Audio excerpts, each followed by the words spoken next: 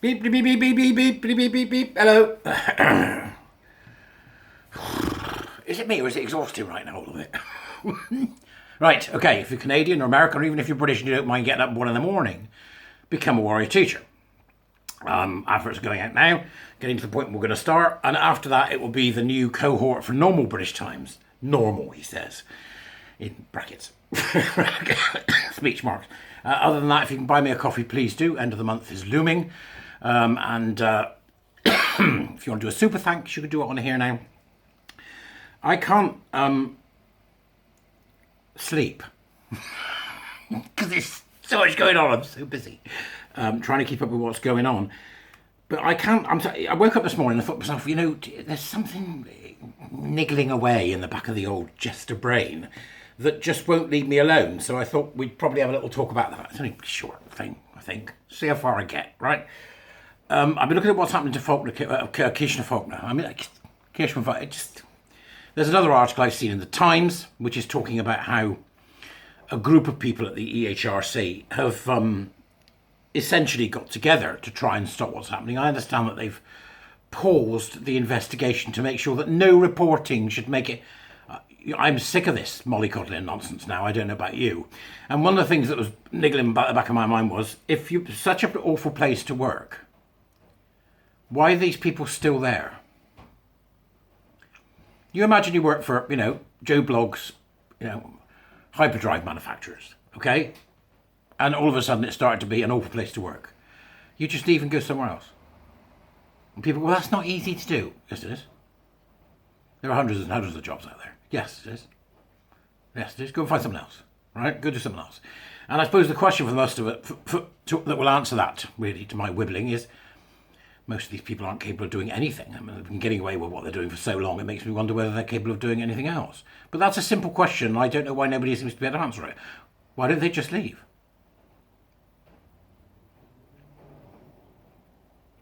Is it really such a ridiculous question to ask? Why didn't they just leave?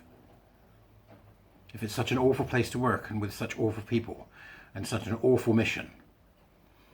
They're stuck between a rock and a hard place at the EHRC anyway, because they've managed to get themselves in a situation. I don't believe the Baroness has anything to do with this. I think it was the former person in which they employed social justice activists. That kind of finger wagging idiot, the toxic parent, which we're going to talk about more in a minute, has overtaken the EHRC because it would encourage that kind of person. It shouldn't encourage that kind of person. What you need is measured people. People who are seasoned folk who can defend the 9 protected characteristics. And what we've ended up with is a bunch of nutter activists. There really is an example there for all organisations about what to do when you have somebody come into your organisation who is an authoritarian but also narcissistically compassionate, toxic parent. So then I got thinking to myself, well, if the toxic parent is embodied in the kind of person that's all overweening, but also can be really cruel and horrible and authoritarian, the idea of the toxic parent. Cruel and horrible authoritarian, but overweening and emotional and, covetous and smothering. Then if that's one thing, that there is such a thing as these people that are like that, and we know that there are, because it's, they're everywhere right now, then the toxic parent is them. In which case I start to think to myself about, if I'm right about that, which I think I'd like to think I am, then what exactly is the manifestations of the toxic parent? So the good people of Twitter, Jesterites, head warriors, warrior teachers, everybody else, help me. What is the manifestations of the toxic parent? This narcissistic compassion with righteous cause mentality, yeah? We'll look after you, but if you do something wrong, we're going to destroy you, right? That kind of toxic parenting, which is what we're seeing coming from not just the WHO and UNESCO, but also governments and everybody else. What are its manifestations? What does it look like in real life when you're actually involved in it? And that's, I think, an interesting question to ask ourselves. Where's the toxic parent? Not where's Wally, where's the toxic parent, okay? And I've got a few things that I think you can say where the toxic parent is. And I think the first and foremost thing about a toxic parent is it's interfering. It doesn't like to leave other people alone. It wants to micromanage your life, right? That's what I would say is first. So, and that will often come in the guise of kindness. So I'm going to call out well-being and mindfulness for a start, right? Staff going, my stress, here you are, we have a mindfulness person, or we have a well-being person. There's a room over there in which you can medicate? Oh, God, that'd be a thing. Meditate. You'll find the heroin in the room on the right. Meditate. Oh, heroin. Have you got any cannabis?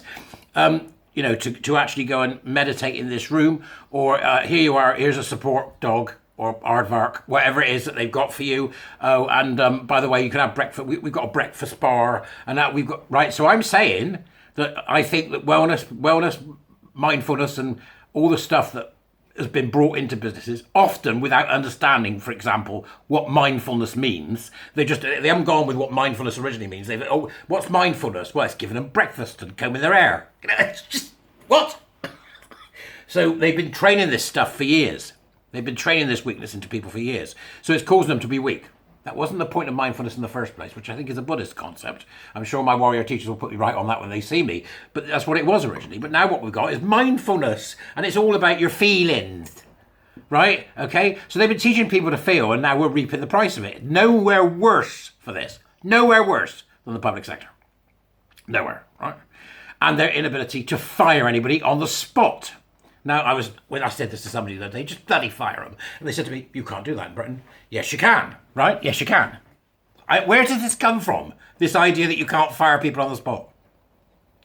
Right? You can fire people on the spot. You just have to pay the price. Remember what Netflix does? Which I always thought was interesting. I mentioned this a long time ago. If you get a whinging, miserable, useless member of staff, they don't go, right, we're going to put you through a disciplinary process. They go, right, here's $4,000. Fuck off. That way you can do away with HR. Because HR spend all their time dealing with these people. Right? Oh, this is happening. Everything's going wrong. You're not doing what I like, and it's all phobic, blah blah blah. It's all systemic, blah blah blah blah blah. Right? Okay. You keep on about this. We're going to put you through the disciplinary system. I've got a sick note. And then they go off sick for 12 months.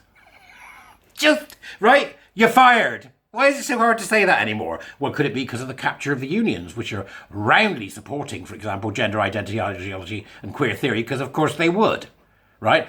Because they're not there to make sure that what they're doing is good for their members. They're there to make sure that what they're doing is bad for the organisation. Isn't that a terrible turnaround? From unions that were, at the time, there to take away the very worst that the organisation had to offer, they are now, if you look at their record and if you look at what they're doing, Eunice and others like that, are now actually there to ensure that these things are enforced, which are, in fact, against what is good for their members. Black is white, up is down. So I ask you again, good peeps of Twitterland, of, wherever the hell you are, who you are, how does the toxic parent manifest in the British workplace? Because we know where it manifests in government. Well, we're challenge 25 and eat your 5 fruits a day, and it's all bloody nonsense, right? Just give us the information and buzz off. Stop telling people what to do and stop using nudge units to get them to do it. Well, we're going to have 15-minute cities and you'll be able to go to... Curtain twitching, NIMBY parents who are toxic.